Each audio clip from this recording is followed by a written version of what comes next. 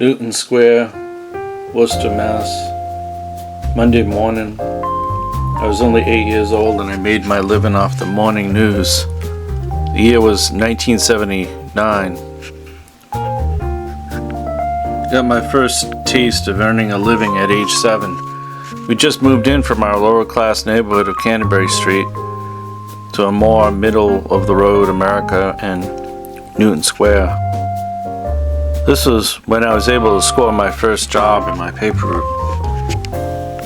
It was my first taste of money and what freedom I could invent with it. $1.50 movie matinees, $2.50 breakfast at Arthur's Bagels and Friends, where I'd usually buy 2 pancakes, 2 eggs, 2 bacon slices, and a side of schmear and a bagel with homemade schmear.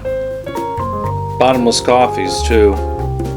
$2.25 Chinese lunches at the Hoi Toi, a Peking garden in Tatnick Square. $4 virgin pina coladas at our Kuu, and some bus fare to get there.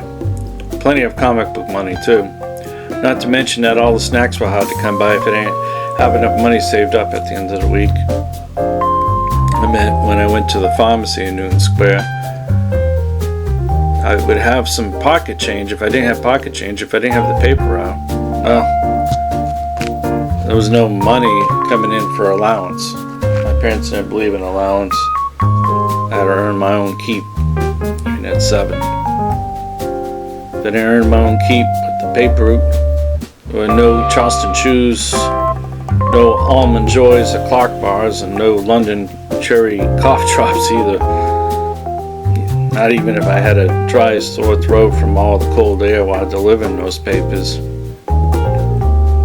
And there wouldn't be any trips to Arthur's Bagels and Friends either, or no Jason's Pizza for Friday night horror movies on June Street. Jason's Pizza was always good. $3 pizzas, sometimes Mana's Pizza too. $6 lodges, paper routes. It was freedom for me. If I didn't earn my keep, it would be no gunpowder caps for the cap gun either. No new cap guns for the caps either. For me, like I said, there was no such thing as allowance money, even despite all the daily and weekly chores I did. Those chores were expected of me to earn my own keep in the house, not for allowance money. I had to keep sweeping the kitchen floors, vacuuming the rugs, dusting the shelves, doing the laundry.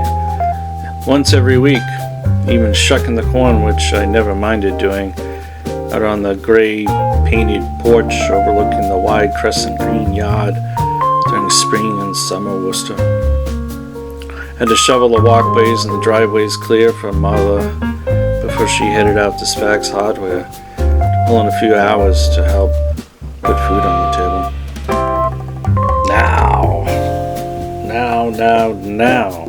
If I didn't wake up by 10 minutes after 5 in the morning, I had the worst alarm clock you could ever imagine for a young kid, barely 8 years old. My father would lift me right up in midair from the bed and drop me down hard. That was the best alarm clock, you bet, even when it was that cold and frigid in 5-degree Worcester winters. He'd usually lift me up and drop me 3 or 4 times until my eyes finally broke open through the yolks of deep sleep. And I'd say, all right, I'm up. Come on, he'd say, rise and shine and greet the day. Yeah, that's why I always got up early. That's why I had to somehow develop a sixth sense, or whatever they call it, to sense when someone's coming to wake you up. So I could avoid a pretty bad backache in school. It was no fun, I tell you. Yeah, it was just like every Monday morning when I was just barely 8 years old and made my living off the morning news. Paper routes, yeah. Gave me freedom. Freedom in my childhood in my Worcester after leaving Canterbury Street. More middle of the road America and Newton Square. Yeah. Earn your own keep gives you freedom. Because that's what my old man taught me.